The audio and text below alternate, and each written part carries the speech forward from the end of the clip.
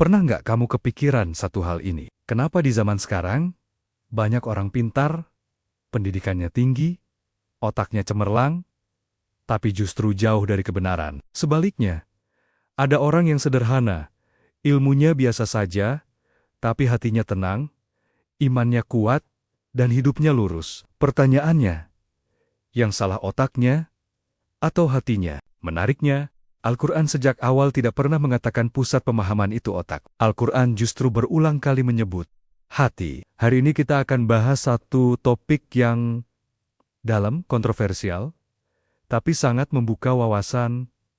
Hati, bukan otak. Al-Quran jelaskan ini. Di dalam surat Al-Hajj ayat 46, Allah berfirman, "Maka sesungguhnya bukan mata itu yang buta, tetapi yang buta ialah hati yang ada di dalam dada." Perhatikan baik-baik, Allah tidak mengatakan otak yang buta, tapi hati. Dalam ayat lain, surat Al-A'raf ayat 179. Mereka mempunyai hati, tetapi tidak dipergunakannya untuk memahami.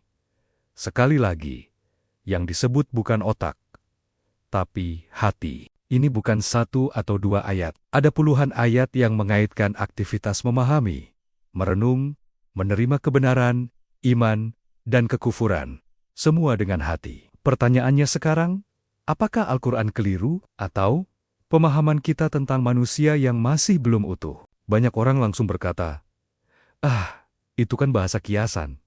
Masalahnya, Al-Quran sangat konsisten menggunakan istilah hati dalam konteks pemahaman dan kesadaran, bukan sekadar emosi. Dan Al-Quran bahkan menyebut hati yang ada di dalam dada, bukan metafora abstrak. Ilmu pengetahuan modern memang mengatakan pusat logika ada di otak.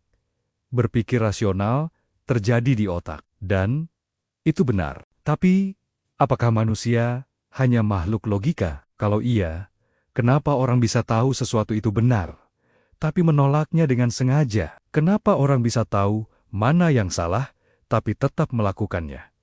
Disinilah peran hati. Sekarang kita masuk ke sains. Ilmu saraf modern menemukan fakta yang mengejutkan. Di dalam jantung manusia, terdapat jaringan saraf yang kompleks. Bukan cuma satu atau dua sel, tapi lebih dari 40.000 neuron. Para ilmuwan menyebutnya the heart brain, atau otak kecil di jantung.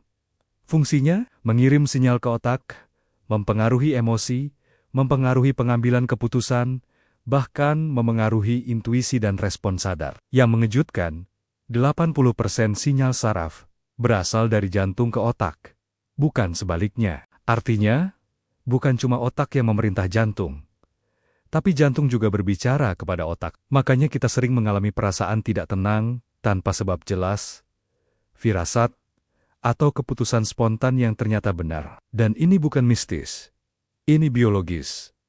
Sekarang kita pahami satu hal penting. Al-Quran tidak pernah mengatakan hati menghitung matematika atau menyusun logika ilmiah. Yang Al-Quran jelaskan adalah, hati adalah pusat kesadaran iman dan penerimaan kebenaran. Karena iman bukan cuma soal bukti, tapi soal kerendahan hati. Makanya, Al-Quran menyebut penyakit hati.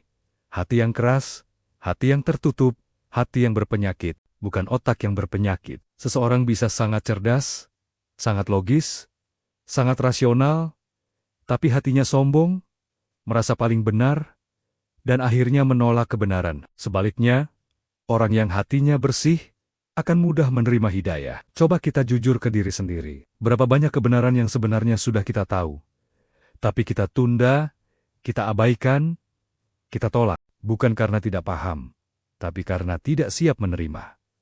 Itu bukan masalah otak, itu masalah hati. Makanya Rasulullah bersabda, dalam tubuh manusia ada segumpal daging. Jika ia baik, maka baiklah seluruh tubuh. Jika ia rusak, maka rusaklah seluruh tubuh. Itulah hati. Kalau hati baik, pikiran jernih, keputusan lurus, hidup tenang. Jadi kesimpulannya, Al-Quran tidak menafikan peran otak. Tapi Al-Quran mengajarkan bahwa hati adalah pusat kesadaran iman, makna dan kebenaran. Dan sains modern, pelan-pelan, baru mulai memahami hal ini. Bukan Al-Quran yang mengejar sains, tapi sains yang mengejar Al-Quran. Gimana menurut kamu? Apakah pandangan ini membuka cara berpikir baru? Tulis pendapatmu di kolom komentar. Kita diskusi bareng. Terima kasih sudah menonton sampai akhir. Jangan lupa like, komen, dan subscribe, agar kita terus belajar keajaiban Al-Quran dan ilmu pengetahuan. Sampai jumpa di video berikutnya.